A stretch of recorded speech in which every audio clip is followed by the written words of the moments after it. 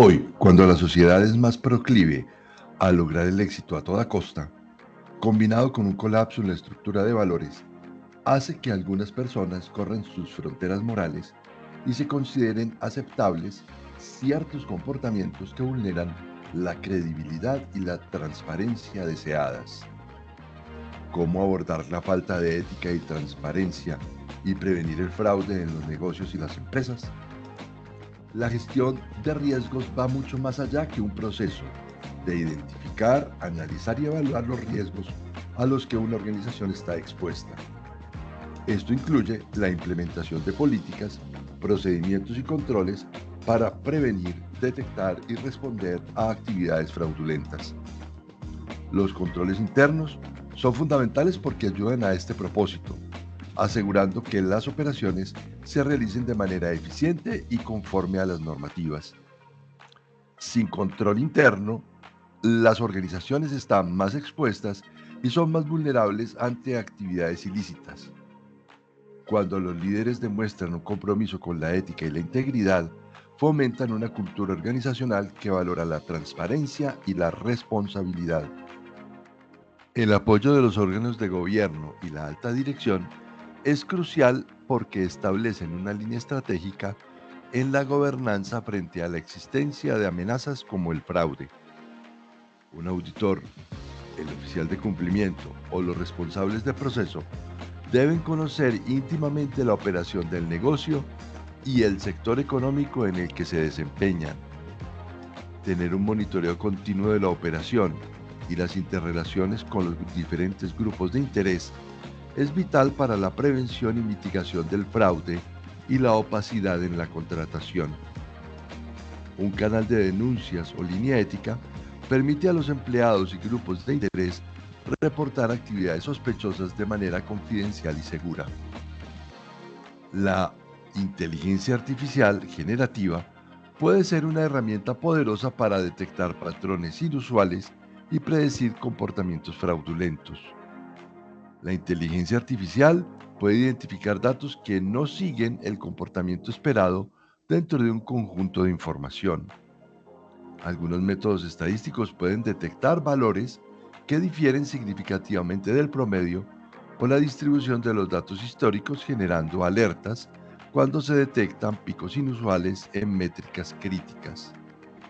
Utilizando técnicas de aprendizaje automático para reconocer patrones anómalos en grandes volúmenes de datos en tiempo real.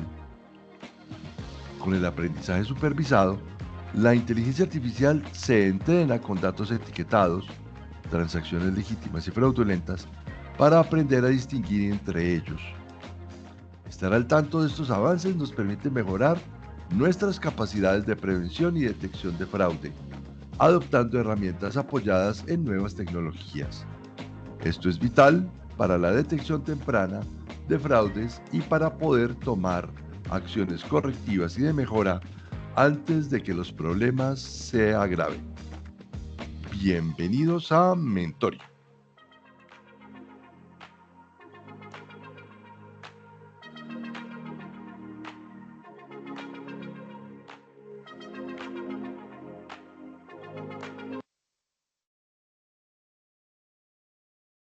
Muy buenas tardes a todos, bienvenidos a Mentorio, el espacio que ha sido creado desde el año 2020. Mi nombre es Carlos Eduardo Vanegas, soy el hoster de esta comunidad de conocimiento que llamamos Mentorio, mentorías en riesgos y oportunidades. Le damos la bienvenida a Carlos Javier Nieto, a Edson Sidney Videiro, a Erika Prado, perdón, a Hernán Avendaño desde Bogotá, Isabel Casares desde Madrid, a Jaime Alberto Marín, a José Antonio Flores, nuestro invitado que ya está en línea, Luis Armando Bonilla, Luis Ramírez, Maritza Vargas, está en Cali o en Pereira, no estoy seguro si hoy está en qué ciudad, y a todos los que se vayan conectando y vean esta conversación. Buenas tardes, está en Pereira hoy, Maritza, bienvenida. Eh, a todos aquellos que están en directo o que van a ver conversatorio a través de nuestro canal de YouTube Riesgos y Oportunidades. Erika Prado desde Costa Rica. Esto es una comunidad, como puedes ver, José Antonio Flores Rosas es nuestro invitado hoy, una comunidad que es muy internacional. Tenemos invitados de muchos lugares y de muchas latitudes, porque siempre lo que hemos pretendido en esta comunidad es compartir conocimientos y transferir conocimiento y compartir experiencias. Eso que hemos acumulado a lo largo de nuestras vidas profesionales y que hoy, más que tener un masterclass, es tener la oportunidad, aquí lo dice, oportunidades, de conversar con personas que se han molido, que han trabajado, que han estudiado, que han investigado, que conocen de primera mano los fenómenos asociados a los temas de riesgo. Hemos hablado aquí de todo, hemos hablado de salud mental, hemos hablado de vacunas, hemos hablado de prevención de desastres, hemos hablado de atención de emergencias, hemos hablado de gestión de riesgos, de continuidad de negocio, hemos hablado de seguros y hoy nos acompaña José Antonio Flores Rosas. No puede haber un nombre más peruano que José Antonio. Entonces, José Antonio Flores Rosas es nuestro invitado hoy. Es un colega a quien admiro y profeso una admiración grande por su trayectoria. José Antonio es auditor forense, he trabajado en temas de auditoría de gobierno, en gestión pública, administración pública, tiene estudios de maestría, injerencia pública en la Universidad Nacional de Ingeniería en Perú, en la Universidad Nacional Federico Villarreal, licenciado en Economía y Finanzas y graduado en la Universidad Peruana de Ciencias Aplicadas en Gestión de Riesgos y en la Universidad San Martín, en la querida Universidad San Martín de Porres en Perú, en una maestría en Gestión de Riesgos y Auditoría Integral.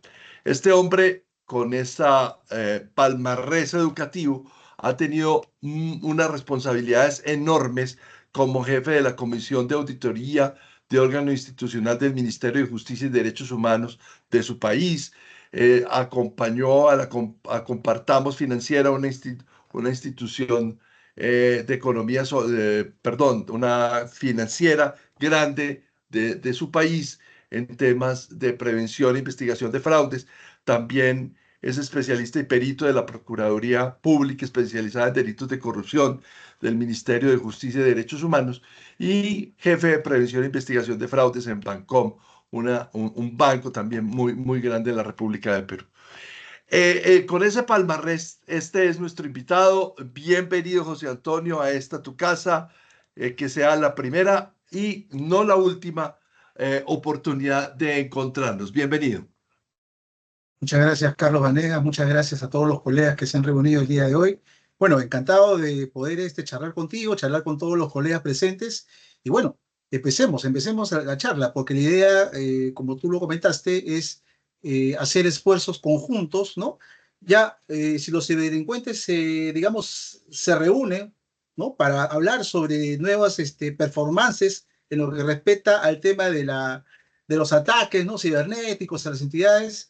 Entonces, ¿por qué nosotros no nos podemos también igual reunir para justamente contrarrestar ello, ¿no? Entonces es importante el tema de siempre hacer cofradías, cónclaves, ¿no? Comités, y poder pues enfrentar esta lacra que es la ciberdelincuencia, ¿no? Que se ha, digamos, ha venido así a pasos agigantados y tenemos que, digamos, hacer un frente común y poder justamente dotar de conocimientos, dotar de experiencia, ¿no? Para que digamos, las entidades, empresas, tanto públicas como privadas, tengan pues un conocimiento claro, tengan un tema, digamos, de, de ver la dimensión que tiene, por ejemplo, el tema de la ciberseguridad en estos momentos, ¿no? Que es uno de los mayores riesgos que se va a presentar de aquí en adelante, ¿no? Y que va a ir incrementándose así a grandes cantidades de ataques, ¿no? Entonces, importante digamos, el frente que comentas y de antemano, considérame uno más digamos, de esta cofradía, de este cónclave,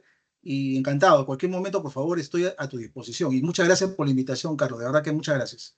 Muchas gracias, José Antonio. José Antonio, temprano, nuestra colega y madrina, porque esta es el hada madrina de toda esta comunidad, es Isabel Casares, San José Martí, está en Madrid. Isabel, un saludo especial.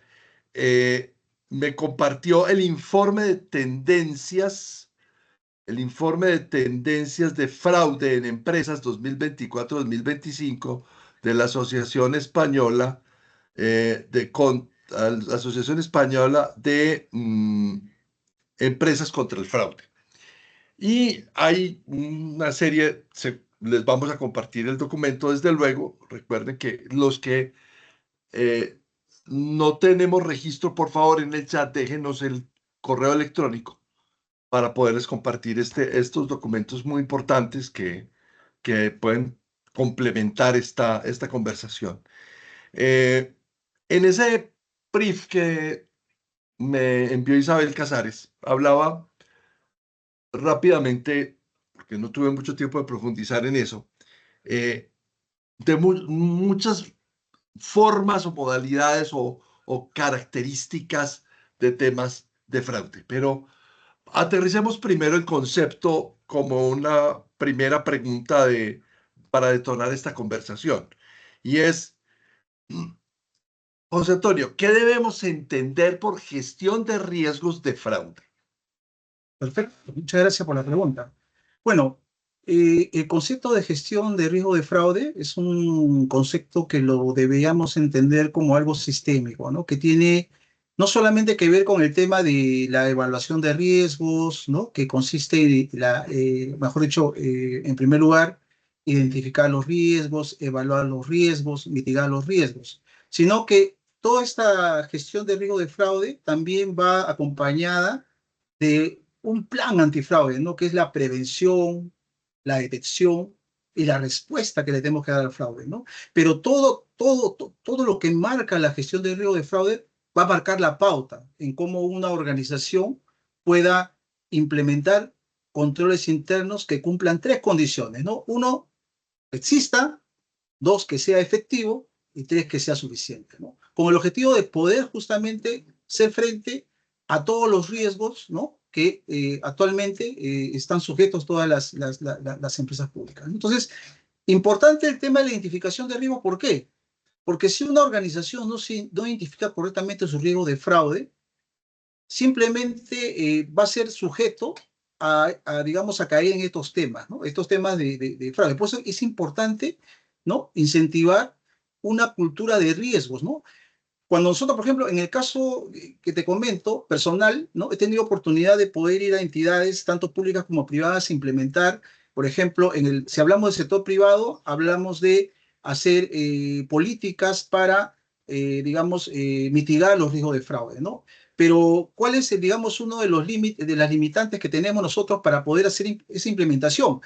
Si no implementas la gestión de riesgos, no hablemos de fraudes, ¿ah? Si no implementamos la gestión de riesgos, ¿cómo podemos, eh, digamos, proponernos implementar una gestión de riesgo de fraude, ¿no? Tú vas a un trabajador, a un colaborador de una organización y le preguntas, ¿no? ¿Qué es un riesgo? Y no tiene conocimiento de lo que es un riesgo. Es más, he tenido oportunidad sobre todo en entidades públicas del Perú, en el cual le digo, tu entidad, ¿a qué riesgos está sujeta? Me dice, mi entidad no tiene riesgos, es cero riesgos, por ejemplo, ¿no? Para que te hagas una idea, ¿no? Entonces, eh, pienso yo que la gestión de riesgos debe estar orientada, ¿no? Al tema de, primero, fomentar una cultura de gestión de riesgos, ¿no? Donde esté, digamos, tipificado el tema de la identificación de riesgos. Enseñar digamos, a todos los trabajadores, colaboradores de la organización, a poder identificar los riesgos que existen en sus procesos, ¿no? Y sobre la base de ello, evaluar esos riesgos identificados, y sobre la base de la evaluación, ¿no? Que se hace a través de la probabilidad de ocurrencia y el impacto, comenzar a decantar los planes de mitigación de esos riesgos. Pero digamos, si los trabajadores o colaboradores de una organización no conocen un riesgo, no conocen qué es un riesgo, no saben qué riesgo está expuesto su proceso, digamos que es una limitante para que se pueda, digamos, implementar una gestión de riesgos, ¿no? Y eso implica también una gestión de riesgo de fraude. Cuando tú hablas de implementar políticas de riesgo, políticas, procedimientos para la prevención de riesgos, a mí siempre me surge una inquietud y eso lo hemos compartido muchas veces en este escenario. Y es que uno de los errores que cometemos casi todos, o hemos cometido casi todos en algún momento de nuestras vidas profesionales, por así llamarla, en, en la creación de modelos de riesgos, es que nos saltamos la etapa de la implantación antes de la implementación. Entonces, Correcto, sí. brincamos a ver, esto hay que hacer porque lo sacamos del sombrero, así como el mago saca el conejo del sombrero, y como ya sabemos que además porque ya hay guías y todo, dadas por COSO, dadas por incluso las superintendencias en organismos reguladores en nuestros países, casi que dicen cómo, qué es lo que hay que hacer, lo que no nos dicen es el cómo. El tema de la falta de cultura de riesgo es la que también se vuelve un riesgo más en este esfuerzo. Correcto, sí, definitivamente, ¿no? Por ejemplo, mira, todos los sistemas de gestión, ¿no? La piedra angular para que, digamos, operativice un sistema de gestión es justamente la evaluación de riesgos, ¿no? Ese proceso de identificación, evaluación y planes de mitigación, ¿no? O sea, por ejemplo, el COSO, ¿no? O sea, para que el COSO, digamos, tenga digamos, cumpla su rol, digamos, su core, tiene que ver, o sea, para que el control interno, ¿no? Digamos, sea efectivo, sea suficiente, tiene que haber previamente una correcta gestión de riesgo, ¿no? O sea, identificar los riesgos, evaluarlo y los planes de mitigación. O sea, eso, digamos que está establecido, ¿no? En los principios, ¿no? Por ejemplo, los principios, ¿no? El COSO tiene 5 componentes, por ejemplo, ¿no? Está establecido desde el 92, 5 componentes. Dice, ambiente de control, evaluación de riesgos, actividad de control, lo que es información y comunicación y monitoreo. ¿Cómo conversan estos 5 principios, ¿no? Por ejemplo, si yo quiero diseñar un canal de denuncias, ¿no? Tengo que tener, ¿no? Un ambiente de control. O sea, digamos que la alta dirección o el órgano de gobierno esté comprometido, ¿no? Con el tema de, por ejemplo, eh, eh, contrarrestar el fraude, por ejemplo. Entonces, el ambiente de control, si lo tengo, digamos, orientado hacia que hay, digamos, un apoyo de la alta dirección con respecto al tema de luchar contra el fraude, obviamente que también eso va a conversar, ese principio de ambiente de control va a conversar con los sistemas de información y comunicación, porque tengo que tener sistemas de información y comunicación fluidos para poder, digamos, difundir esa directiva, ¿no? De canal de denuncias, difundir su funcionamiento, difundir todo lo relacionado a sus, digamos, a sus características, ¿no? Que tiene que ser independiente, confidencial, transparente, ¿no? Entonces, mira cómo conversa, ¿no? Dentro de los principios del COSO, el tema del ambiente de control con sistemas de información y comunicación. Igual, en el segundo componente de evaluación de riesgos, también conversa con actividades de control. Porque mientras que en la evaluación de riesgos tú haces, el principio 8, haces una evaluación de riesgo de fraude, en actividades de control, tú lo que vas a hacer es diseñar los controles antifraudes que justamente van a mitigar esos riesgos de fraude. Y todos estos 4 principios están soportados por el quinto principio, que es el tema del monitoreo, ¿no? Entonces, mira, o sea, entrelaza el COSO, entrelaza todos estos principios y todos estos principios tienen, digamos, conectividades. Y por lo tanto, esa conectividad va a permitir a las organizaciones justamente implementar, ¿no? Implantar, ¿no? Un sistema de control interno que pueda, digamos, identificar esos riesgos tanto de desempeño, ¿no? Los riesgos del cumplimiento de objetivos, como también los riesgos de fraude, ¿no? Que puede ser, de acuerdo al ADFE, que puede ser corrupción, puede ser malversación de activos o adulteración de estado financiero, ¿no? Entonces, importante, digamos, tener como estándar el tema del COSO, ¿no? Tú dijiste, acabas de decir tres cosas: corrupción, Malversación de activos y adulteración de estados financieros. adulteración de estados financieros. Y sobre ese aspecto, yo recuerdo que en alguna oportunidad, en una consultoría con una empresa, teníamos una discusión. En realidad era más una disquisición que una discusión sobre, eh, decía la directora de gestión humana de esta compañía, pero es que para mí fraude es que eh, te entreguen un certificado académico no legítimo. Y entonces el de tesorería decía, no, pero es que para mí fraude es que un tema de creación de un tercero imaginario para poder desviar fondos. Pues listo. Entonces, era una institución académica, no se me olvida, y el de registro académico hablaba, una universidad, hablaba que la alteración de las calificaciones de un estudiante en el registro académico también era fraude. Entonces, que por cuál nos decantábamos. Sí, pero por Dios, es lo mismo. O sea, son modalidades, pero el riesgo es el mismo. Pero cada uno tiene que hacer lo propio.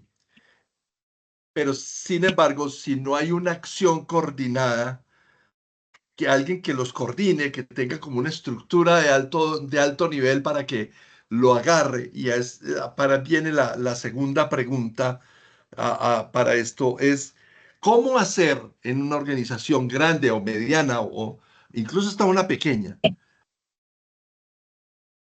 dar el paso para hacer ese proceso de adopción de un sistema de gestión de riesgos específicamente, o al menos una buena práctica de gestión de riesgos en la prevención de fraude. Bueno, en primer lugar, yo pienso que el tema de cultura es fundamental, ¿no? O sea, por ejemplo, como estaba comentando, es muy importante el tema de el apoyo de la alta dirección, ¿no? La alta dirección es fundamental para poder nosotros, digamos, diseñar un plan primero de capacitación a todos los trabajadores de la organización, ¿no? Eh, Comenzar con términos simples, ¿no? Por ejemplo, yo soy muy amante de las capacitaciones lúdicas, que es fundamental. O sea, por ejemplo, ¿no? El tema de, por ejemplo, alcanzarle al colaborador, al trabajador, un código de ética y conducta, un reglamento interno de trabajo, ¿no? Y simplemente leerlo, o una capacitación totalmente virtual, ¿no? Donde es un enlatado, ¿no?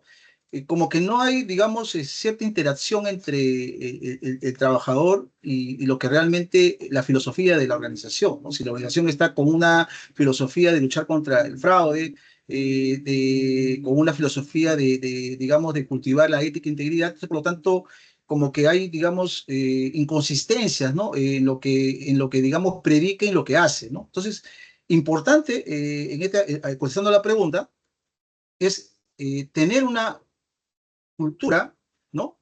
Sólida, pero orientada a predicar con el ejemplo, ¿no? Cuando hablo de predicar con el ejemplo, ¿qué quiero decir, no? Que la organización, ¿no? Se preocupe que todos sus colaboradores estén alineados, ¿no? A los valores que tiene la organización. Importante, ¿no? Entonces, por lo tanto, esa es una tarea, digamos, difícil porque recordemos que las organizaciones tienen personal, digamos, que ya tienen tiempo en la organización, entra personal nuevo. Entonces, es fundamental ahí trabajar, digamos, eh, ar- Se te fue sí, eso ya. sí, en esta labor de, digamos, alinear a los colaboradores de la organización a que se cumplan con los valores de la organización, ¿no? Y tener claro, digamos, que es importante el tema de la ética y la integridad, ¿no? Que es fundamental para poder desempeñar un rol en la organización. Es fundamental eso. Todos quisiéramos que tuviésemos un país de gente absolutamente honesta y que fuéramos con disciplinas casi que calvinistas como los suizos, que por convicción son organizados, transparentes, honestos y pristinos en sus relaciones. Pero estamos en Latinoamérica, estamos en Hispanoamérica y estamos en el siglo XXI. No estamos en esa época moralista de Calvino. Entonces, este tema de tener un área de control interno, ¿por qué es importante darle herramientas, dientes, uñas y oídos, ¿no? Al tema de control interno en las organizaciones? Bueno, en mi opinión, por ejemplo, una unidad, ¿no?, que se encargue de, digamos, de gestionar el control interno, digamos que en la práctica como que no da, digamos, no da muchos resultados, ¿no? Te hablo de la propia experiencia. Yo creo que pienso yo, ¿no? Y siempre, digamos, en las entidades en las cuales he tenido la oportunidad de implementar sistemas de control interno, es que todos los integrantes de la organización tienen que tener esa función de control interno. Es decir, Ujú. ¿qué comprende la función de control interno? La función de control interno comprende digamos, dos actividades. La primera actividad es que el integrante de la organización sepa gestionar riesgos.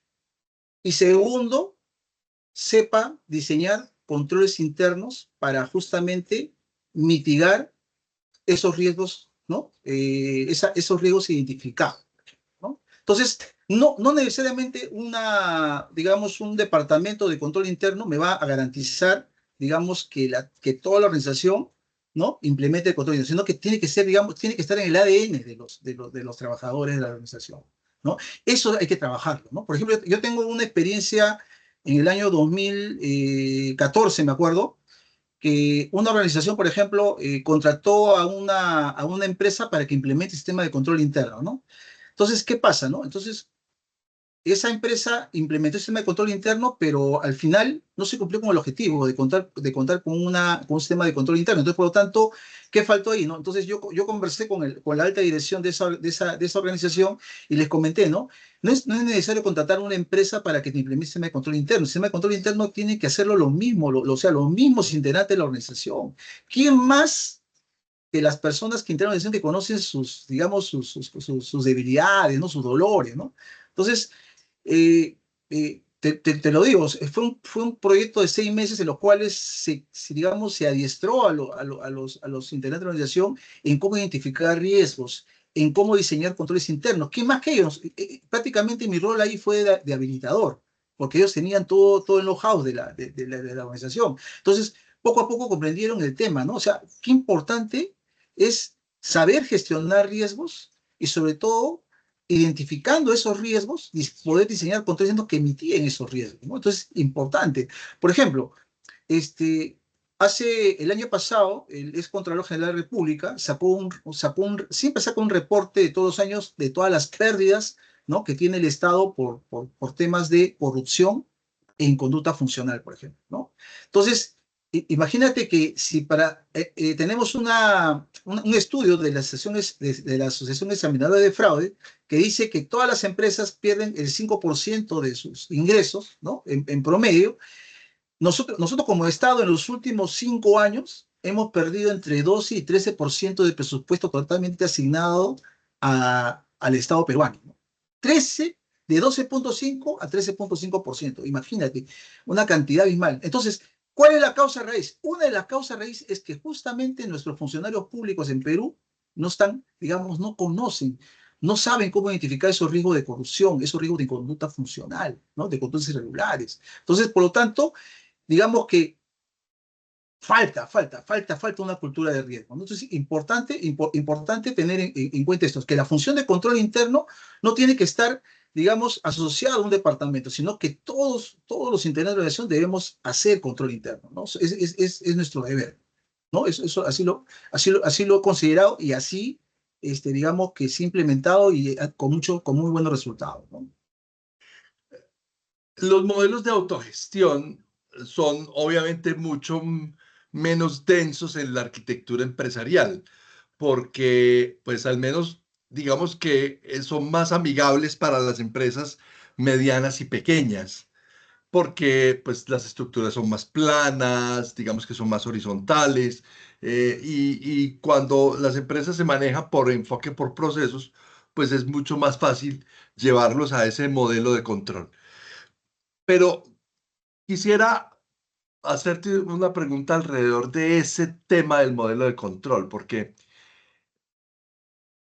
tener identificados los controles a lo largo y ancho de toda la organización también tiene un riesgo intrínseco, que es que se pierdan o se dupliquen por no tener una sinergia o un mapeo adecuado de los controles, que lo hace generalmente la gente que tiene áreas de control interno. ¿Cómo lograr hacer eso dentro de una organización mediana o pequeña? Y Perfecto, mira, mira, perdón, José Antonio, Adriana, Lucía, Alejandro, Carlos Alberto, Carlos Javier, por favor, aquí hablen con el hombre porque a mí se me acaban las preguntas. No es sino que levanten la mano ahí arriba en el menú, dice participar, levantan la mano y pueden conversar directamente con nuestro invitado. Dale. perfecto. Mira, una herramienta fundamental, y siempre lo voy a decir, es el COSO, ¿no? El COSO, que nació en el año 1992, ¿no? A través de la comisión Treadway, digamos que da ciertas herramientas para el control interno. Después, el 2017 sacó el tema de gestión de riesgos, ¿no? Y también tiene un documento del año 2016 en lo que habla sobre gestión de riesgo de fraude, ¿no? En todos esos documentos está tipificado en cómo nosotros podemos hacer una gestión de riesgos, ¿no? Inclusive te lo dice, ¿no? Por ejemplo, o sea, por ejemplo, ¿no? ¿Cómo puedo identificar un Ujú. riesgo, ¿no?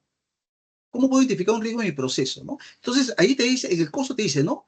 Tú lo que tienes que primero determinar es el objetivo del proceso. Segundo, saber que el riesgo nunca va a ser cero. Es decir, el riesgo nunca se va a eliminar. Y tercero, ¿no? El riesgo siempre es inherente. Entonces, con esas tres premisas, yo puedo hacer una identificación de riesgos, ¿no? Primero tengo que determinar el objetivo. Una vez que determino el objetivo, ¿no? Sobre la base de esa determinación del objetivo, yo voy a identificar el riesgo. Y una vez identificado el riesgo, yo comienzo a decantar cuáles son las causas, ¿no? Que puedan generar que ese riesgo se materialice. Esas causas, también llamadas factores de riesgo, ¿no? Son las que yo tengo que analizar, tengo que evaluar, ¿no? Y sobre esa evaluación tengo que diseñar un control interno que justamente mitigue esa causa o factor de riesgo para que el riesgo no se materialice. Entonces, ¿qué pasa? Por ejemplo, voy a la pregunta que me haces, Carlos. Lo que pasa es que he tenido la oportunidad también de ir a organizaciones en las cuales me dicen, José, ¿sabes qué? Por favor, revísate mi matriz de riesgo de fraude. ¿Y qué pasa? Cuando yo reviso la matriz de riesgo de fraude, pasan tres cosas, ¿no? Te voy a contar tres experiencias. Uno, por ejemplo, en una matriz de riesgo de fraude decía, por ejemplo, corrupción. Así, así, tal cual, corrupción, ¿no? Riesgo de fraude, corrupción. Entonces, eso me dice mucho, eso me dice poco. Entonces, y otras matrices de riesgo que tenían, por ejemplo, ¿no? Fue una organización que tenía 500 riesgos de fraude, no te miento, 500 riesgos, esta organización se cae a pedazos, pero cuando hice el análisis más detallado de esa matriz de riesgo de fraude, ¿qué identifiqué? Que muchos factores de riesgo o causas, ¿no? Estaban consideradas como riesgo. Entonces, hacer la evaluación, hacer la reevaluación conjuntamente con la gente que sabe, porque tengo que ser siempre, o sea, siempre el que evalúa los riesgos de afuera tiene que estar con la gente que justamente maneja el negocio, ¿no? Tiene conocimiento del negocio, ¿no? Y de los 500 riesgos, no te miento, bajamos a 30 riesgos. 30 riesgos. ¿Qué pasa? Que los que se habían identificado eran causas o factores de riesgo. Ujú. Y otro, y otro caso, ¿no? El tercero para terminar, ¿no? Que en la matriz de riesgos solamente habían, ¿no? Riesgos asociados, digamos, no eran riesgos, ¿no? Sino eran problemas de las organizaciones, ¿no? Por ejemplo, falta de presupuesto. ¿Podría ser considerado un riesgo? ¿No? Entonces, así está, más o menos así estaba decantado. Entonces, como te digo, el tema aquí es proponer, ¿no? Y yo, digamos, a través de mi página LinkedIn, trato de siempre, justamente, ustedes van a ver en Ujú. esa página que nosotros ponemos, digamos, documentos de cómo identificar riesgo, cómo gestionar riesgo. O sea, hay que culturizar a las personas en el tema de la gestión de riesgo, ¿no? La gestión de riesgo no solamente te va a ayudar en el negocio a identificar los riesgos de cumplimiento de objetivos, los riesgos de fraude, sino también los riesgos de persona, ¿no? Por ejemplo, ¿no? También igual, o sea, la gestión de riesgos es, digamos, es tan necesaria que también nos sirve en nuestra vida cotidiana, ¿no? Entonces, importante poder identificar esos riesgos y conocer lo que es un riesgo, ¿no? ¿Cómo se identifica un riesgo? Los riesgos, a diferencia de los problemas, los riesgos tienen dos variables de medición, que es la oportunidad de ocurrencia y el impacto. Así yo diferencio un riesgo de un problema. Es que se podría, digamos, analizar, ¿no? En detalle cuando, por ejemplo, pueda revisar una matriz de riesgo, ¿no? José Antonio, pero yo siempre tengo como mis dudas alrededor, y aquí hago de abogado del diablo, alrededor de Okay. que casi todos nuestros profesionales nuevos en este ejercicio de la gestión de riesgos, el cumplimiento, la prevención del fraude, la gente nueva, tienen mucho libro, o sea, mucha teoría, mucho procedimiento, mucha guía, mucho manual. Claro, no se les niega, en las universidades se encargan de entregarle a uno ese pandemonium de normas y de cosas para que usted las aplique. Bien. Hay una vertiente de profesionales que están muy apasionados de la famosa matriz de riesgos. Aquí en este escenario siempre hemos dicho, venga, más que la matriz, más que tener una matriz de riesgos, lo que tenemos que tener es como un monitoreo adecuado de los cambios de estado de personas, procesos, información, ambiente, infraestructura, que puedan generar eh, detonar esos eventos de riesgo. Estoy hablando de riesgos en general. ¿Sucede lo mismo en fraude? O sea, Sí, ¿tendríamos que tener un análisis de entorno de fraude o eso no existe? no, sí, definitivamente, ¿no? Sobre todo con este tema ahora hablamos de ingeniería artificial generativa, ¿no? La regulación o sea, todos estos, digamos, nuevos esquemas de fraude, ¿no? A través de inteligencia artificial generativa hace que nosotros, las organizaciones, reevaluemos con mucha más, antes la periodicidad era trimestral, ¿no? Ahora la periodicidad es mensual. O sea, revisar cómo están nuestros controles, por ejemplo, ¿no? El tema de todo lo que es ingeniería social, ¿no? Cómo lo estamos enfrentando, ingeniería social, por ejemplo, ¿no? A través de los ataques de phishing, el phishing, el smishing, ¿no? El quirching, ¿no?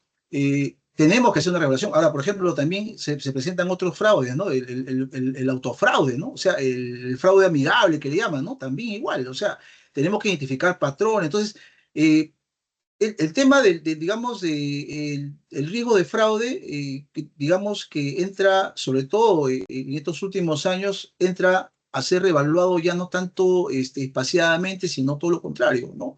Su periodicidad va a ser, digamos, menor. ¿Por qué? Por los temas, por los cambios, por esta inteligencia artificial generativa, ¿no? Que la inteligencia artificial generativa la podríamos explicar de la siguiente manera, ¿no? O sea, por ejemplo, yo diseño un ataque a través de un app, ¿no? Y la inteligencia artificial generativa lo que va a hacer es entrenar a esa app para que esa app sea lo más eficiente y pueda sin ningún problema, digamos, afectar a una organización, ¿no? Entonces, miren esa poderosa herramienta que está, digamos, presente en estos momentos, la inteligencia artificial generativa. ¿no? Que está siendo utilizada por la ciberdelincuencia. Entonces, por lo tanto, con mucha más razón, nosotros tenemos que hacer nuestras reevaluaciones, nuestro monitoreo, nuestra supervisión, de cómo están nuestras alertas, cómo están cómo se está comportando el tema digamos, si estamos hablando del sistema financiero, ¿no? Cómo está comportando el tema de los clientes, ¿no? Cómo están presentándose los reclamos, si hay reclamos por phishing. Entonces, todo eso, digamos que llama a que nosotros hagamos las regulaciones con menor periodicidad, ¿no? Como antes que se dejaba, o sea, se implantaba un control y a los 3, 6 meses o 9 meses recién lo reevaluábamos, ¿no? Entonces, es cambiante, ¿no? O sea, los riesgos mutan, ¿no? Entonces, por lo tanto, digamos, seguir reevaluando cómo está operando los controles, ¿no? Si cumplen las tres vertientes, ¿no? La existencia, la efectividad y la suficiencia, ¿no? Importante, ¿no? Siempre. Eh, Cuando nosotros hablamos de en los Big Four, las casas grandes de auditoría, que están muy basadas en este esquema de existencia, suficiencia y efectividad, para poder evaluar la solidez también del control con respecto al tratamiento del riesgo. ¿Qué tan sólidos son los controles que tenemos ya como muy decantados en los temas de fraude? Porque según veo en el informe que nos compartió Isabel Casares, eh, hay un tema que me parece que es bien preocupante, y es que en las organizaciones, las áreas que tienen que ver con, las áreas que tienen que ver con el manejo del fraude, pues son ciberseguridad, seguridad corporativa, pero en el informe que dice, que nos pasa Isabel, el 21,74% son otros procesos los encargados de la prevención del fraude. O sea, estamos hablando de que seguridad corporativa se lleva más o menos el 4, por ahí el 9 entre ciberseguridad y seguridad corporativa, encargados del 9% del fraude, y que en las empresas grandes, obviamente, en las empresas grandes, hay un área que se encarga específicamente de eso. Pero ¿cómo darle esto al empresario de a pie, al empresario mediano, al empresario que tiene su emprendimiento o que tiene su empresa con 40, 50 empleados y que tiene facturaciones modestas, que está en el negocio de la supervivencia, que a ese empresario cuando le hacen un fraude casi que lo quiebran, Definitivamente. casi que acaban con su empresa? ¿Cómo sembrar eso en los empresarios medios? Yo pienso que siempre sí, anda buenos resultados. Demora mucho, es a mediano plazo, pero sí da resultados. Yo creo que el tema de difundir estos temas, ¿no? Por ejemplo, si estamos hablando de esos pequeños empresarios, ¿no? Digamos, dar el alcance, ¿no? Dar el alcance de este tipo de riesgo, ¿no? De ciberseguridad, de ciberdelincuencia que están a la palestra.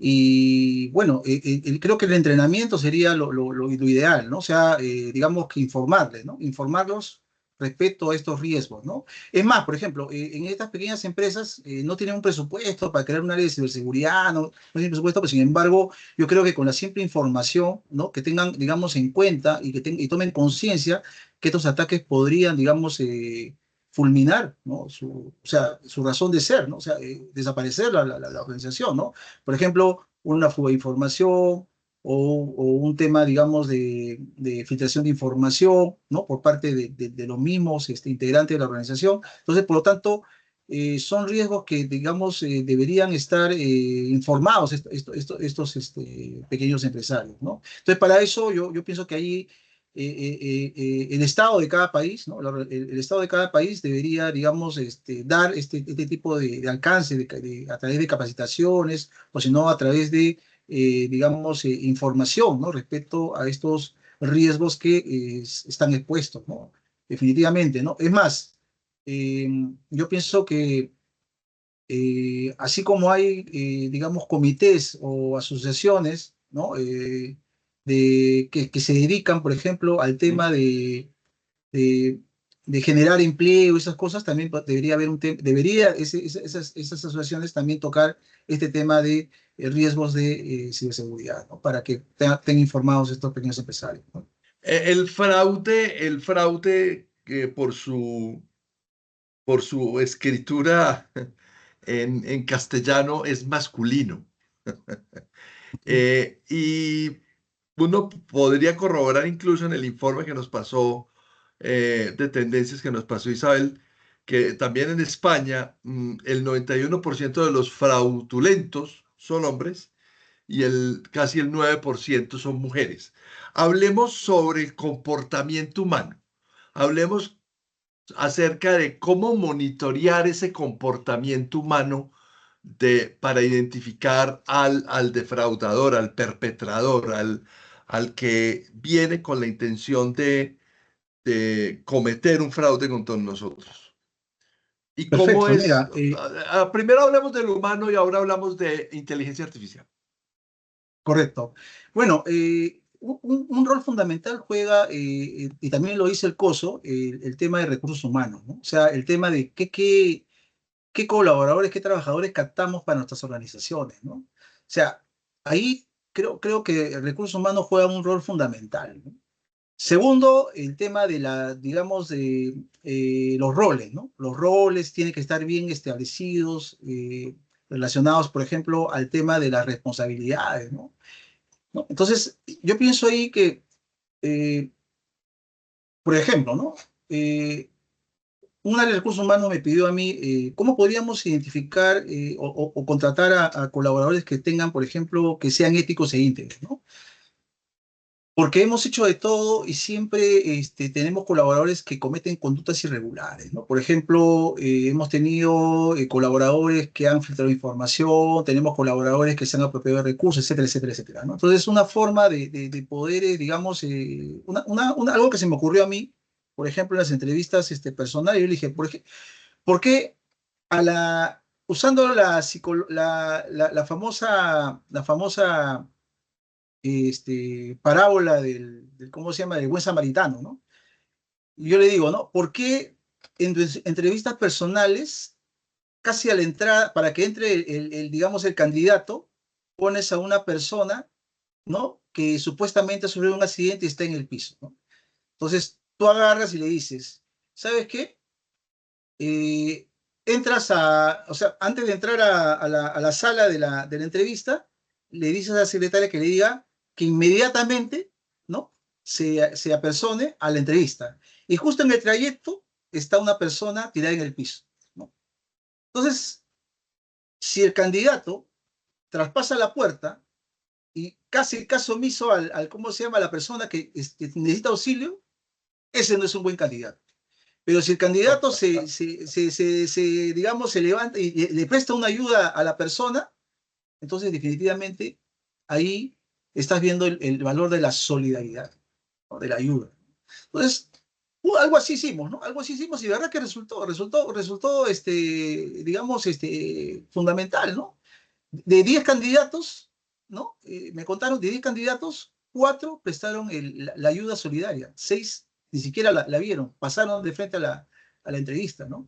¿No? Entonces, importante, ¿no? O sea, el tema de los valores es fundamental. Pienso que eso, digamos, no es que los valores los voy a aprender en la organización, sino los valores, ¿no? Vienen de casa, ¿no? Entonces, importante estos aspectos, ¿no? Entonces, yo creo, ¿no? Como estábamos comentando antes de esta charla, ¿no? Por ejemplo, ¿no? En lugar de ver una cultura empresarial como un conjunto estático de declaración de misión, visión y valores, ¿no? Deberíamos considerarla un ecosistema dinámico, ¿no? Que se construye, ¿no? A través de innumerables decisiones cotidianas, ¿no? Porque digamos, todas las decisiones, ahí entra el dilema ético, ¿no? Por ejemplo, yo siempre le doy un tip a todas las empresas en las cuales he tenido la oportunidad de implementar el tema de los códigos de ética e integridad. Por ejemplo, ¿no? Si tú estás haciendo algo en tu trabajo y de la noche a la mañana digamos, te detienes y te pones a pensar, entonces ahí, con mucha más razón, tienes que recurrir a los valores. Porque si tú estás actuando, ¿no? De manera, digamos, eh, sin ningún detenimiento a pensar, quiere decir que estás haciendo las cosas correctamente, ¿no? ¿Cuándo te detienes a pensar? Cuando entras en el dilema ético, ¿no? ¿Será correcto o no será correcto, ¿no? Entonces ahí hay que digamos, levantar las alarmas, ¿no? Para que justamente tener mayor cuidado y cumplir con los valores de la empresa, ¿no? Entonces, como le digo, estas decisiones desde más pequeñas hasta las más grandes, ¿no? Son como semillas que si se plantan y se cultivan adecuadamente, ¿no? Pueden florecer en un ambiente de innovación y crecimiento. ¿Qué quiere decir? Que la cultura, ¿no? Empresarial, ¿no? Debe ser visto como un cultivo de una semilla, ¿no? Que te va a florecer y eso va a depender mucho del entorno de la organización, ¿no? Te cuento una anécdota, ¿no? Por ejemplo, en una organización en la cual yo tuve la oportunidad de trabajar, había una norma, ¿no? Que decía, por ejemplo, si tú presentas tu carta de renuncia, inmediatamente tienes que entregar el photocheck, ¿no? Entonces, en esa organización, yo entregué el photocheck, ¿no? Presenté mi carta de renuncia, ¿no? Y al siguiente día, ¿no? De acuerdo a la política que tenían ellos, me llamaron y me dijeron, ¿sabes qué? Tiene que presentar un formato en el cual digas, al área de tesorería no le debes ni un sol por viáticos, al área a tu inmediato superior no le debes ni un documento, no tienes ningún pendiente, ¿no? Para recién hacerte la liquidación, ¿no? Entonces yo le digo a la funcionaria de recursos humanos, le dije, ¿no? Pero ¿cómo pretendes que yo le saque la firma al tesorero y a mi jefe inmediato si tú en tu política dices que yo tengo que entregar el photocheck para hacer la renuncia correspondiente y por lo tanto yo no voy a tener acceso a poder ingresar a la organización y sacar las firmas que tú me dices, ¿no? ¿Qué me dijo la funcionaria? Que estaba acompañada de un joven que recién había ingresado a esa entidad. Dijo, no, bueno, eso ya usted vea cómo lo hacen. Bueno, Así, ¿ah? resuelve. Tal cual, ¿ah? Tal cual. ¿Y qué pasó? Que el joven que estaba acompañado, ¿no? de esta funcionaria dijo, no se preocupe, señor Flores, deme el formato, yo le voy a sacar la firma de tesorería y la firma de su jefe inmediato para que usted le puedan hacer su liquidación. ¿Qué le dijo la funcionaria? Oye tú, no te metas. Ese es el problema del señor Flores, no es problema tuyo. Pero, señorita, yo quiero ayudar. No, así es la política. Imagínate. Entonces, ¿qué vemos ahí, no? Que vemos dos tipos de culturas, ¿no? El que ya tiene años en la organización y tiene un pensamiento totalmente anacrónico, y aquella persona proactiva, que le digo, ¿no? el no contaminado, ¿no? Que finalmente se contamina, que quiere ser proactivo y quiere dar una solución al problema. ¿Te das cuenta? Entonces, mucho depende del tema de cómo se diseña esta cultura, ¿no? Esta cultura organizacional, ¿no? Como dice, para cultivar una cultura empresarial sólida es crucial tener claridad sobre a quién contratas, ¿no? Las personas que contratas son las que darán forma a tu cultura. Entonces, por lo tanto, es importante, digamos, ya sé, los conocimientos se pueden adquirir, pero la ética y la integridad no, los valores no. Entonces, por lo tanto, por ahí podríamos nosotros, digamos, comenzar digamos, a agenciarnos, ¿no? De personas que realmente, pues, sean éticas e íntegras, ¿no? Entonces, por eso recursos humanos juega un rol fundamental en este tipo de cambios, ¿no? Por ejemplo, ¿no? Eh, Nunca esperes cambios si siempre vas a hacer lo mismo. O sea, si siempre va a ser lo mismo, nunca esperes cambios. Entonces hay organizaciones que justamente siempre hacen lo mismo y haciendo lo mismo creen que van a, digamos, tener cambios significativos, cuando lo que es totalmente falso, ¿no? Entonces, es importante tener en cuenta esto. Otro aspecto también que hay que tener en cuenta es el reconocimiento, ¿no? El reconocimiento, digamos, a esos colaboradores, trabajadores que realmente pues cumplen un rol ético e íntegro, también es fundamental, ¿no? Y también el tema de cómo, digamos, podemos cambiar, ¿no? Digamos, la forma de pensar de esas personas que realmente ya están, digamos, con una cultura que no quieren cambiar, ¿no? Porque son resistentes al cambio, ¿no? Entonces es importante también ahí trabajar, ¿no? Yo creo que ahí podríamos hacer una interconexión o una conexión con los aliados, ¿no? Aquellas personas referentes que son éticos, que son íntegros, que cumplen con las normas, son un ejemplo. Entonces, esas personas pueden ser los aliados para poder, digamos, cambiar el mindset, ¿no? La mentalidad, ¿no? de estas personas y poder, digamos, orientar a la organización a un tema de cumplimiento de valores, ¿no? Dentro de los valores, obviamente, la ética y la integridad. Entonces, José, importante el tema. José Antonio, pero bueno, digamos que esas son, digamos que actitudes bueno, Norma Alexandra ya levantó la mano, entonces ya olvídate de lo que yo iba a decir, porque aquí es más importante la conversación de nuestros invitados contigo. Norma Ok, ok. desde Toronto, Canadá.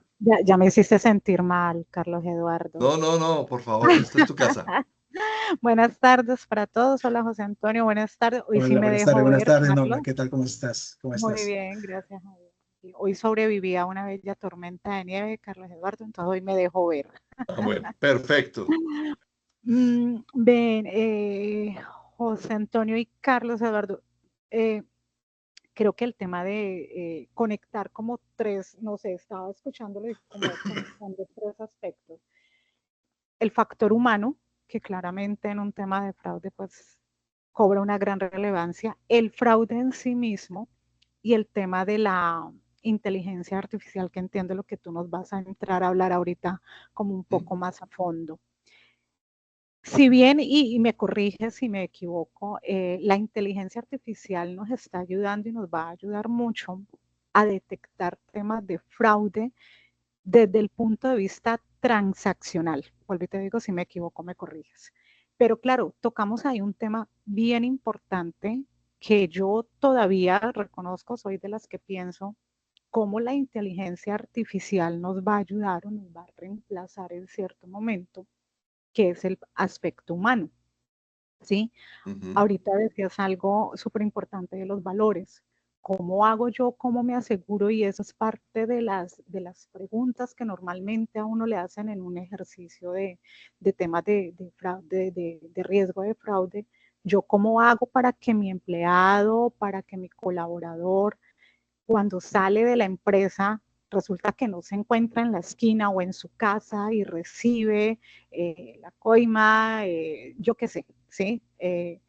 ¿Cómo controlamos eso? Porque es que ya hay un factor humano que casi que se nos sale de las manos y el tema de valores, claro, viene también muchas veces muy de la casa, pero de hecho esta semana hablábamos con una amiga que quería conectarse, lamentablemente finalmente no pudo, de un caso que conocemos y decíamos, esta persona es el ejemplo como para esa charla de riesgo de fraude. Es una persona, sí, trabaja en una empresa, tiene un muy buen sueldo, pero así se gane todos los millones de la vida, resulta que la Ujú. persona está gastando muchísimo más. Entonces tengo a mi hijo en la mejor universidad, ahorita la niña la mandé a estudiar fuera del país, cambié de carro y ella me dice, ¿y cómo hace? Si es que con el sueldo que tiene no le alcanza. El sueldo del esposo es inferior al de ella. Vive de crédito en crédito o de tarjetazo en tarjetazo, coloquialmente diciéndolo. Entonces yo le decía, eso está buenísimo como ejemplo para un factor de riesgo de fraude, pero súper latente. ¿Cómo la inteligencia artificial nos va a ayudar para llegar a detectar casos que son ya muy de la persona? O sea, yo no sé, Carlos Eduardo, qué hace con su sueldo, ¿sí? Yo No, no ni sé, te cuento. ni lo quiero saber porque me matas de la envidia. Entonces, yo no sé si tú te ganas 10 pesos y resulta que tus necesidades, y digo necesidades entre comillas porque muchas veces esas necesidades se volvieron caprichos hace rato, solamente que por el capricho de tener o de aparentar un estilo de vida que realmente no es el tuyo, entonces no te gastas 10 pesos que ganas, sino que te gastas 80. ¿Cómo llegamos a eso, José Antonio? A través de la inteligencia artificial. Gracias. Bueno, la inteligencia artificial definitivamente, como lo estabas comentando, se ha desarrollado, ¿no?, en aspectos transaccionales, pero también tenemos, o sea, claro, la inteligencia artificial también podría ser, digamos, un aliado respecto al tema de poder encontrar esos patrones, esas banderas rojas relacionadas a temas, por ejemplo, de personas que ganan poco y tienen un ritmo de vida totalmente, pues, fuera digamos, de los ingresos que ganan, ¿no? Entonces, por lo tanto, por ejemplo, podríamos aplicar la debida diligencia, ¿no? La debida diligencia relacionada, por ejemplo, a temas específicos, ¿no? Por ejemplo, el tema de desarrollar alertas, ¿no?, relacionadas, por ejemplo, sobre todo, primero, identificar este tipo de banderas rojas, ¿no?, que son, por ejemplo, las personas que viven por sobre encima de sus ingresos. Primero. Segundo, comenzar justamente a hacer un seguimiento, ¿no?, por ejemplo, al tema, ¿no? Si estamos hablando, por ejemplo, de una organización, un sistema financiero, un banco, una financiera, entonces ver, por ejemplo, qué interacciones tiene esta persona con respecto al software, ¿no?, con respecto al sistema, ¿cómo se llama?, al ERP de la organización, ¿no? Si, por ejemplo, está ingresando a ver a clientes, está, espiando información a la cual no tiene acceso. Entonces, eso podríamos hacer, como debida diligencia, comenzar a hacer el rastreo, ¿no?, de este tipo digamos, de signos, ¿no?, de banderas, ¿no? Obviamente, ojo, que esto lo tenemos que tener, digamos, como política, ¿no? O sea, debe estar formalizado, ¿no? El tema, por ejemplo, como estabas comentando, el tema de que mis hijos están en el extranjero y ganan un sueldo digamos, que totalmente irrisorio. Y también hacer los cruces de información, ¿no? Por ejemplo, el tema de las declaraciones juradas que se hacen todos los años, ¿no? ¿Qué declaración jurada, por ejemplo, presentó José Flores en el año 2022? ¿Qué declaración jurada en el año 2023? ¿Cómo está su patrimonio? ¿Creció o no creció? Cosas así, ¿no? O sea, que lo pueden acusar de empobrecimiento ilícito. Entonces, o sea, aplicando la debida diligencia, podríamos, por ejemplo, identificar ese tipo digamos, de situaciones, ¿no?, que se podrían presentar, ¿no? Claro, la inteligencia artificial te podría ayudar, pero tendríamos que diseñar un modelo, ¿no?, que amalgame todas estas evaluaciones, ¿no? Y poder, digamos, la misma inteligencia artificial te podría, pues, arrojar, ¿sabes qué? Tenemos 5 personas que son altamente riesgosas y que tenías que hacer un zoom, o sea, hacer un zoom y comenzar a revisar cómo están, digamos, operando con los sistemas internos de la organización, ¿no? Hay dos manos más levantadas. Está feliz de que esté acompañándonos hoy Carlos Mauricio Moreno de Lockton, vicepresidente de Lockton, un intermediario de seguros muy reconocido a nivel mundial, que tiene su acción en Colombia y que Carlos Mauricio es su directivo. Pero ojo, que aquí también tengo una mano levantada y es Marta sí nos va a sacar del bollo, como digo yo. Marta Cadavid, que también tiene la mano levantada. Entonces, Carlos Mauricio y después Marta Cadavid. Vale, mil gracias, Carlos. Tú sabes que siempre trato de venir a este foro. A veces los temas de tiempo no me dan, pero sabes que te sigo en redes sociales y todo. Serían como dos temas mi pregunta. La primera que va muy en línea de lo que estaban diciendo ahorita, y yo creo que es más, ¿cómo puedo utilizar la inteligencia artificial para hacer predicciones, casi que de ciencia ficción? De poder decir, una persona que tenga esta serie de comportamientos, ¿cierto? Hay un chance del 93% que te cometa un fraude.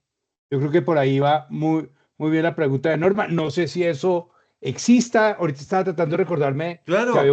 que hubo una película que era eso, que diga, oiga, no, llega la policía a la casa, es que usted va a hacer un asesinato. Porque la Claro, se inteligencia... llama Minority Report. Minority Report. Entonces, Oh, si ahí eso, está, Marta. ¿qué tan lejos o qué tan cerca estamos de ese tema? Creo que era parte de la pregunta de Norma. Y la que yo tenía era, porque lo he vivido por una serie de cosas últimamente. Nosotros hablamos mucho con nuestros equipos con los temas de confianza, de trabajo en equipo, sí, resumámoslo en confianza. Pero por el otro lado están los controles, y los controles, salvo los controles netamente operativos, son desconfianza total. Cuando usted necesita 3 firmas para autorizar un gasto, es porque el tema de confianza pasó y por acá no lo vi. ¿Cómo equilibrar esos dos mundos entre la confianza y el compromiso y hacer controles para el riesgo de fraude? Venga, Marta. Marta nos resuelve ese tema. Aquí vamos Marta a nos armar resuelve el tema. Uy, no, pero es que a mí me da pena de José Antonio. No, es que esto es una No, comunidad. no hay problema, no hay José Antonio. problema. No vamos a compartir. Bueno, entonces vamos a empezar por el derecho. La confianza y el compromiso no existen a nivel corporativo porque uno siempre piensa en el bolsillo. Las prioridades humanas siempre van a estar por encima de los compromisos corporativos y todos somos honestos hasta donde podemos. ¿Duele? Sí. Sí. No. Esto lo vamos a hablar como es. En frío y Porque blanco y negro, ¿no, Marta? Aquí, perdón, parente, aquí se pueden decir vulgaridades. Yo a veces soy un Total, poquito- claro, Bueno, no, sí, claro. Ponemos el pitico. No, aquí sin La pitico. censura. Les cuento que, ¿cómo te llamas tú, la que está en Canadá? Norma. Norma, Alexandra. yo me salvé de la tormenta de Chicago porque me vine para Medellín antesito. Ah, muy bueno. Ay, Bueno, no, María. ya entrando en materia, yo soy examinador de fraude, empecé a estudiar toda esta historia hace mucho tiempo con la convicción de que yo iba a crear valor ayudándole a las organizaciones a chutar los muertos. Imagine pues la esperanza. Y tuve, no sé, el universo siempre trabaja para mí y fui invitada a un proyecto con mi partner Julián Ríos, otro examinador de fraude muy interesante, Maravilloso. donde él fue capaz de ponerle, digamos, que en una metodología, en un software, corazón y cerebro al triángulo del fraude. Entonces, hoy en día nosotros ya hablamos de tomar la teoría del triángulo del fraude a la acción.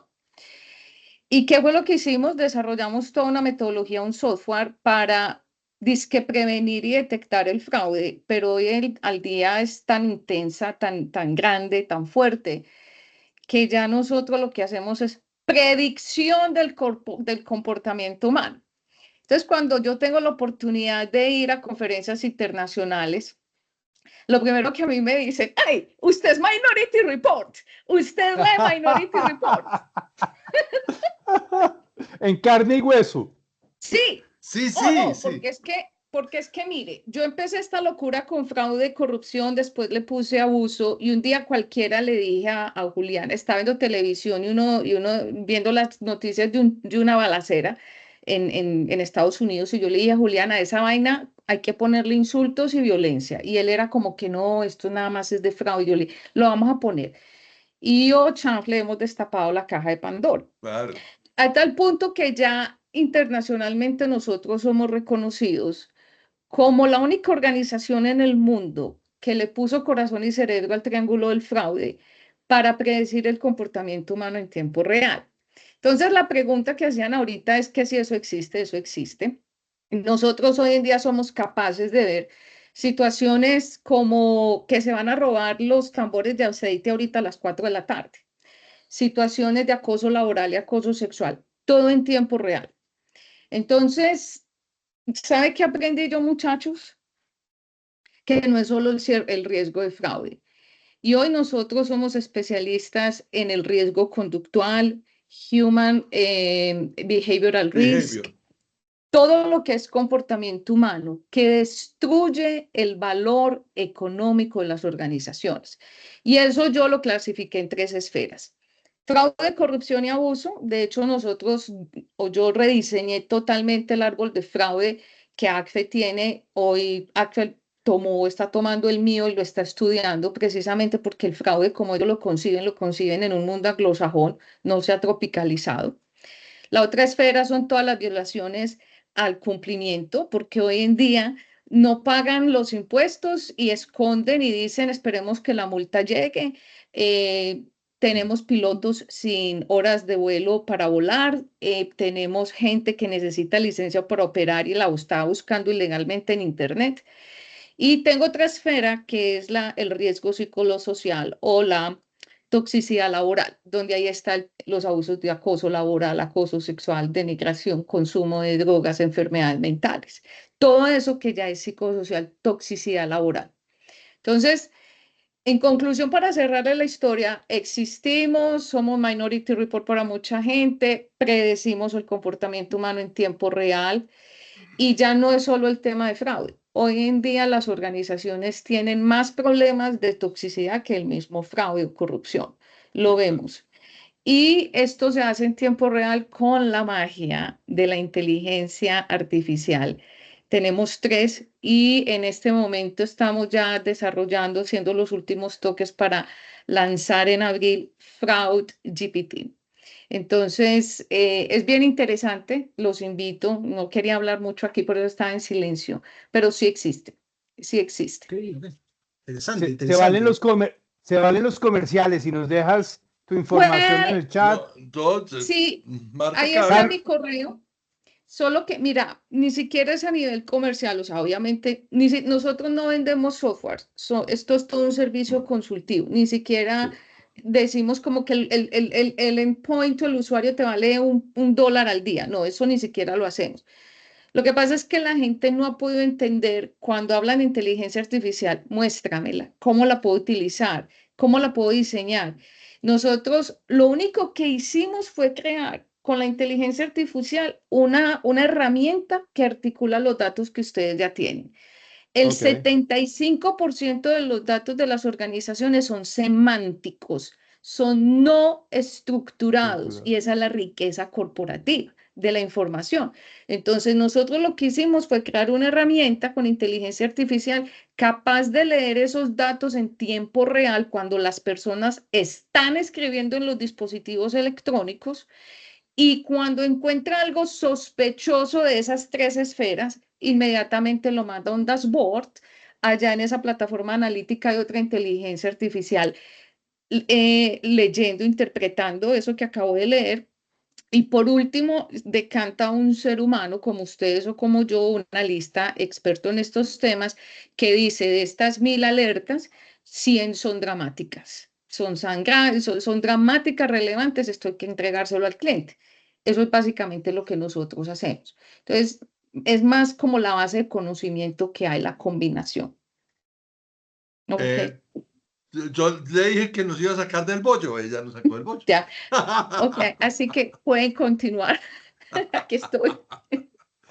Gracias. Martica, muchísimas gracias. A ustedes. Gracias, Marta, gracias. No, no, interesante, interesante el tema de cómo han, digamos, diseñado un modelo de inteligencia artificial que pueda, digamos, todas estas dimensiones, digamos, acopiarlas y poder hacer el análisis correspondiente, ¿no? Que es fundamental, ¿no? Por ejemplo, eso también, digamos, que podría también hacerse, por ejemplo, acá en mi país, Perú, ¿no? El problema es que como dijo Marta, ¿no? Los datos estructurados, ¿no? O sea, acá, digamos, en Perú, todavía falta ese tema digamos, tenemos una escasa, digamos, una limitante fuerte con respecto al tema de las estadísticas, ¿no? Las estadísticas también igual, eh, digamos, no son confiables, ¿no? Son información que todavía, digamos, como también lo dijo Carlos, Mauricio Moreno, ¿no? Que falta de confianza, ¿no? O sea, no se confían en la información que, digamos, que determina ciertas organizaciones, ¿no? Entonces, por ahí se tendría que hacer un trabajo más arduo, ¿no? Y no, sí, sí, definitivamente, ¿no? Inteligencia artificial va a ser la herramienta que, sobre todo la generativa, la que va, digamos, a poder ayudarnos a nosotros, los que estamos siempre, digamos, luchando contra el fraude, para poder, digamos, tener herramientas más potentes para poder, justamente luchar contra los ciberdelincuentes.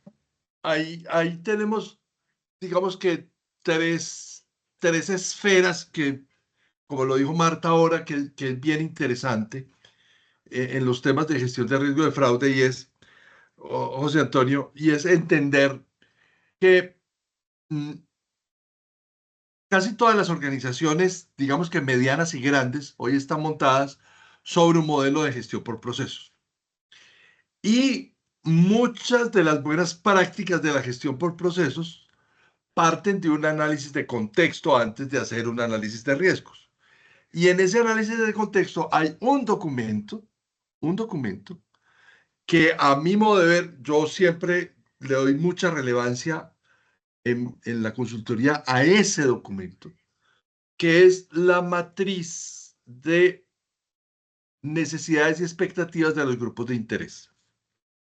Está consignada como un documento, digamos que como un documento sugerido en la norma ISO 9001 de calidad. Está sugerido también dentro de la norma ISO 45000, también en la 14000 ambiental y en los de responsabilidad social empresarial en la ISO 26000. Ah, bueno, creo que también en la 28000 de seguridad de la cadena de suministro, no estoy muy seguro. Si de pronto hay algún experto aquí y me aclara, lo agradezco. Esa matriz de necesidades y expectativas de grupos de interés es un documento que no está lo suficientemente bien desarrollado. ¿Por qué? Porque como somos facilistas, lo que hacemos es una columna en Excel de necesidades y una columna Excel de expectativas y una columna y unas filas que hablan sobre el nombre del grupo de interés. Empleados, contratistas, junta directiva, alta dirección, clientes, bueno, en fin, caracterizan algunos grupos de interés. Yo voy mucho más allá. En ese proceso de consultoría, yo sugiero, y esto pues que le sirva a quien lo quiera adoptar, con muchísimo gusto lo acompaño, eh, ir más allá de las necesidades y expectativas. Es roles dentro del ecosistema, ¿cierto? Porque una empresa es un ecosistema de grupos de interés. Entonces, ¿cuál es el rol que tiene ese grupo de interés? Proveedor, sí, un momentico, pero ¿proveedor de qué? Proveedor de insumos, proveedor de materia prima, proveedor de información, proveedor de tecnología, proveedor de mantenimiento, proveedor de qué, ¿cierto? O sea, la caracterización de eso. ¿Cliente de qué? Cliente presencial, ahora cliente no presencial. Estamos hablando de clientes no presenciales y fraudes en medios electrónicos de pago a través de plataformas. Entonces, eh, me anticipo, en marzo vamos a tener a un invitado que se llama Juan Pablo Angulo y vamos a hablar sobre medios electrónicos de pago, seguridad en medios electrónicos de pago. Cierro paréntesis.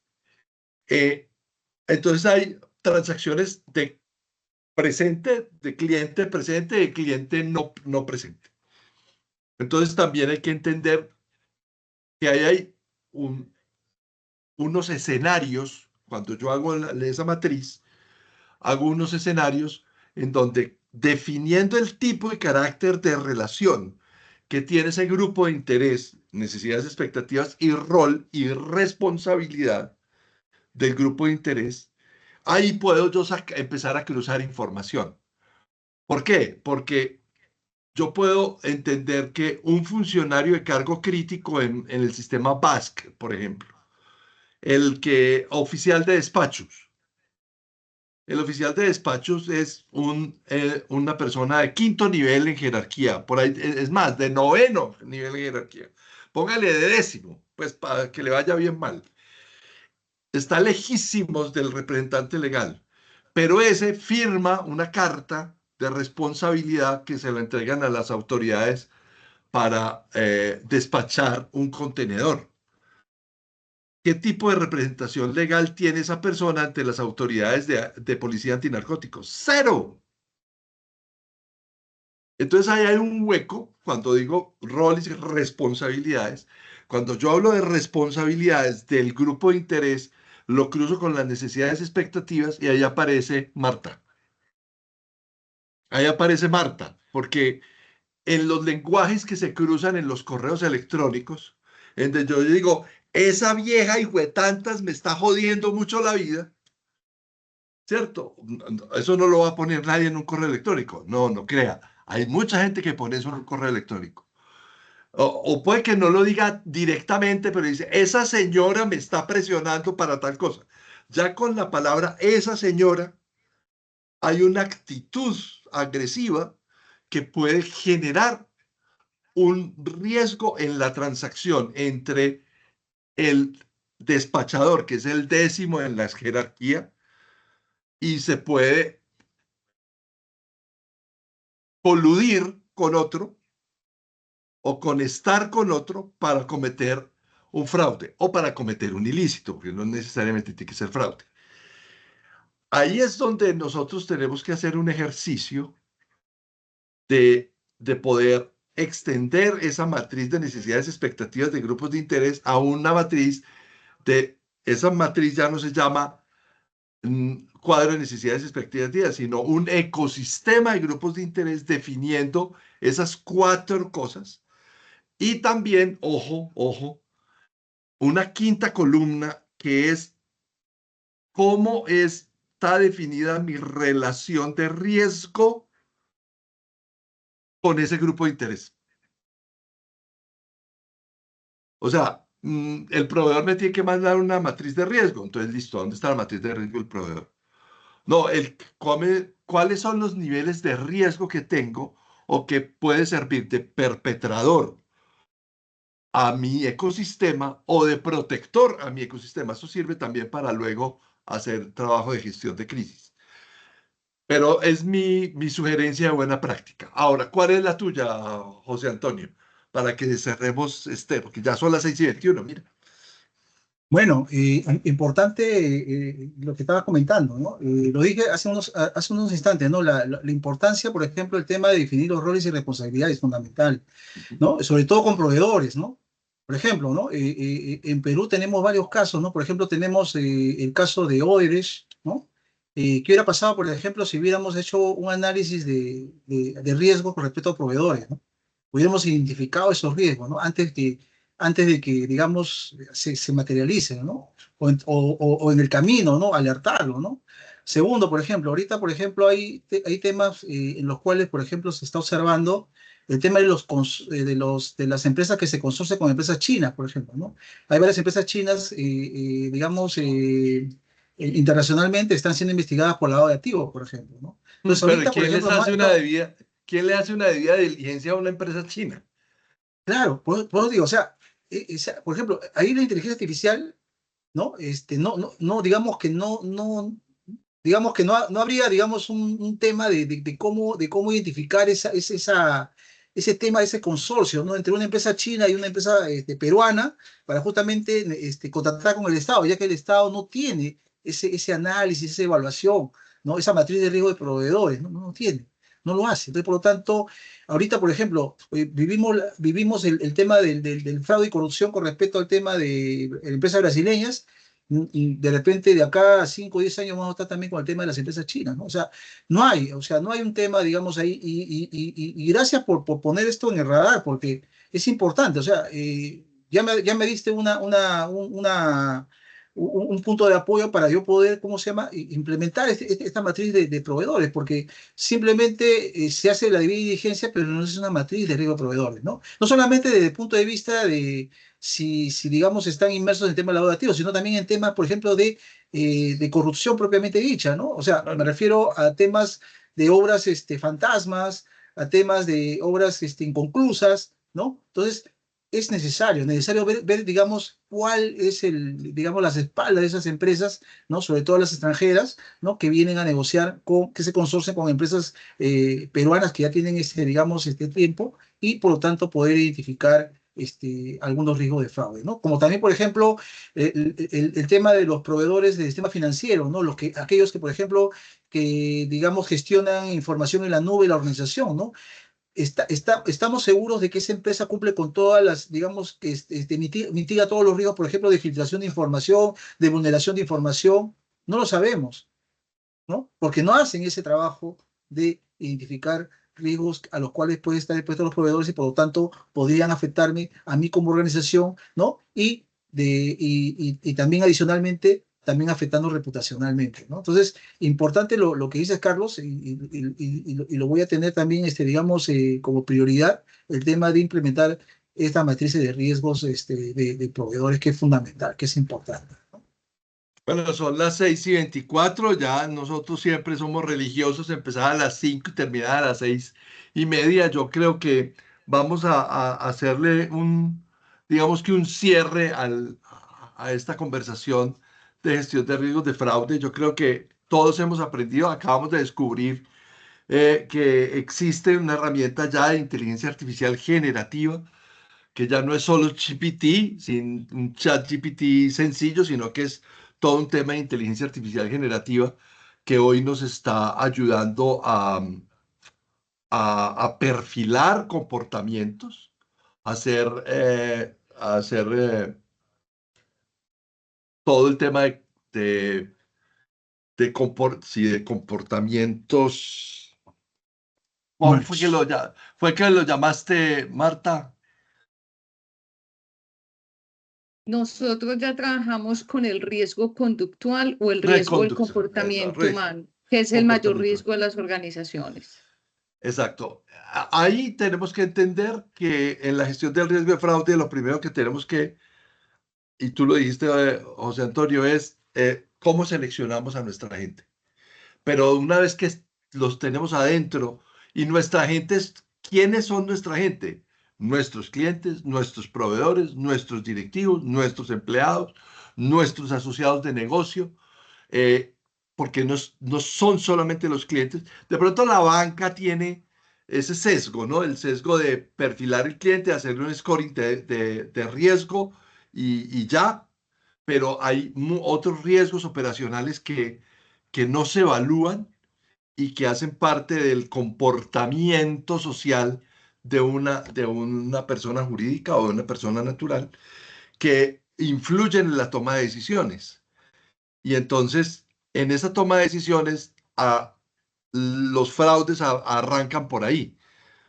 Como lo dijo Marta, las necesidades, la ética se vence ante la necesidad económica. Ahí aparecen nuevos, la escala de necesidades de Maslow es muy clara, y eso pues no lo ha podido controvertir hasta ahora. Puede que la pirámide pensional cambie, pero la pirámide de Maslow no ha cambiado, no va a cambiar. Y estamos hablando de que primero es mi sobrevivencia y luego mi bienestar y finalmente la norma social. Entonces, esa adecuación social la tenemos que monitorear, y no es suficiente con hacer una visita domiciliaria al empleado. Um, Así la hagamos cada 6 meses para verificar cambios de estado de patrimonio. Se asustarían ustedes, lo digo yo, después de casi 30 años de trabajar en esto, las cosas que yo me he dado cuenta con empleados de organizaciones que llevan años lavando activos y que jamás en la organización se llegaron a dar cuenta, sino el día que se jubiló. El día que se jubiló, todos se quedaron pasmados con el estilo de vida que adquirió después de jubilarse. Pero es que usó la organización como trampolín. O sea, de esas historias podría dar muchísimos testimonios. Ahora, tu cierre, José Antonio. Bueno, muchas gracias, Carlos Vanegas, por la invitación. También, gracias a Marta, a todos, a Isabel, a Norma, ¿no? Por las Norma, preguntas. Carlos. Importante, he aprendido mucho, he aprendido el tema de la inteligencia artificial, ese modelo que la señorita Marta dijo, espectacular, de verdad que voy a tratar digamos, voy a entrar a la página y voy a chequearlo, voy a estudiarlo para poder, digamos, plantearlo y proponerlo, ¿no? Porque es necesario, o sea, toda herramienta digamos, que tenga como objetivo luchar contra el fraude y sobre todo analizar el tema conductual, el tema del comportamiento humano es fundamental. Estoy totalmente de acuerdo con lo que dijo Marta, con lo que dijiste, Carlos, con respecto a que el ser humano, ¿no? Como tal, hay que estudiarlo, hay que seguir, digamos, desmenuzando, ¿no? Cómo podríamos controlar este tema de la ética e integridad, ¿no? Que es fundamental, ¿no? Simplemente decir que pienso yo que generar una cultura de riesgos es fundamental. Debemos ir progresivamente hacia generar esa cultura. Y segundo, por ejemplo, ¿no? Ya en mi país, en Perú, por ejemplo, el tema de la ciberseguridad, estamos planteando de que entre en el tema de la currícula escolar en quinto año de media o último año del colegio, porque hay muchos riesgos relacionados al tema de la ciberseguridad, ¿no? El tema, por ejemplo, de que,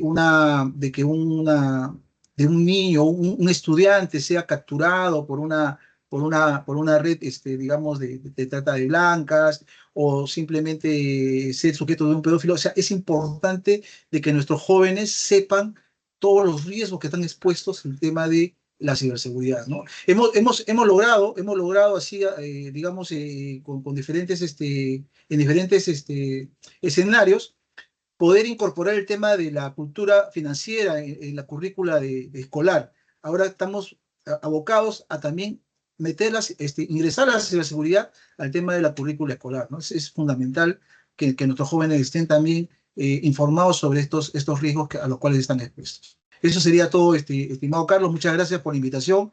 Muchas gracias, José Antonio.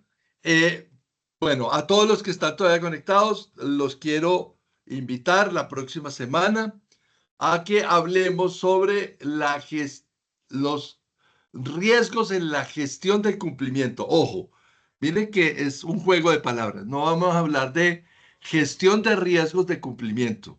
No. Vamos a hablar de riesgos en la gestión de cumplimiento. Aunque parece un juego de palabras, es darle otra óptica, y es cómo en las organizaciones la gestión del cumplimiento está creando nuevos riesgos a las organizaciones. Por esto a raíz de una sanción que ya la Superintendencia de Sociedades en Colombia produjo a una reconocida empresa textil, muy querida la empresa, por la incapacidad de poder atender adecuadamente una auditoría de un ente regulador, porque los oficiales de cumplimiento deben tener algunas características X. Pues a esta sanción es casi que inapelable, pero no vamos a hablar de esa sanción. Ya creo que hay algunos eventos que se han hecho alrededor de eso en Colombia. Lo que quiero es mostrarles la otra cara, es cuáles son los riesgos de esa gestión de cumplimiento, cómo los oficiales de cumplimiento en Sagrilaf, en Sarlaf, en opacidad de la contratación, en ética y transparencia empresarial, en prevención del fraude, en defensor de protección de datos personales, hoy en día están siendo, digamos que, vulnerados o expuestos en una organización, y exponen a la organización si no se hace una adecuada gestión de riesgos para la gestión del cumplimiento. Entonces, vamos a tener a Maritza Vargas. Yo no sé si Maritza todavía esté por ahí, para que Maritza nos dé un saludito. Y sepa que dentro de 8 días vamos a tener a Maritza Vargas Rodríguez como invitada. Y dentro de 15 días vamos a hablar con una maravillosa mujer también desde México, Elizabeth Neyamen, sobre empresas irresistibles. Vamos a hablar sobre cómo la gestión del talento humano hace que las empresas sean más sólidas y sean más sostenibles en el tiempo, y cómo eso se asocia a los temas de gestión de riesgos. Y así seguimos de aquí para abajo. Seguridad de los medios electrónicos de pago en el primer jueves de marzo. Esos son nuestros próximos 3 eventos. Mil gracias por atendernos, John Prado, José Antonio, a ti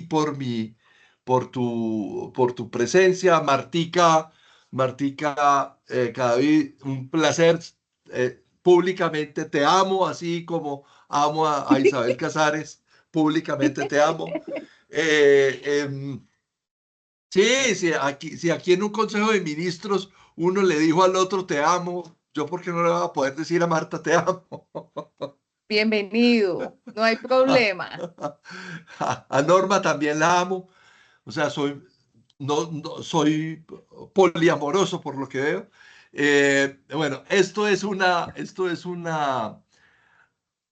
comunidad de gente que nos Sí, queremos, nos apreciamos, nos valoramos, nos eh, cuidamos. nos Una cuidamos y comunidad que nos aprendemos. amamos. Y es lo que tenemos que hacer, y este es el llamado. Si no nos juntamos, los ¿Verdad? delincuentes van a acabar con nosotros y con nuestras organizaciones y nuestras instituciones. Entonces, si ellos se juntan para delinquir, nosotros los juntamos para compartir, transferir conocimiento y compartir experiencias. Y es lo que hacemos en Mentorio. Muchas gracias. Feliz noche a todos. A ti, Norma, Martica, Isabel. Les voy a compartir los documentos que Isabel me pasó, que están maravillosos. Gracias, Eh, Isabel. Muchas gracias. y Gracias, gracias. nos vemos dentro de 8 días, Dios mediante. Recuerden que esto queda grabado y que queda colgado en la página, en el canal de YouTube de Riesgos y Oportunidades. Denle clic a la campanita. Yo nunca había dicho esto antes, pero también me interesa que le hagan clic a la campanita para que podamos seguir avanzando en este tema. Mil gracias a todos, se les quiere, cuídense mucho, nos vemos dentro de 8 días. Gracias, Chao. Gracias, José. bendiciones. Chao. Gracias. Chao, Gracias. gracias, bendiciones. Cuídense. Bendiciones. Chao, Chao. chao. Chao.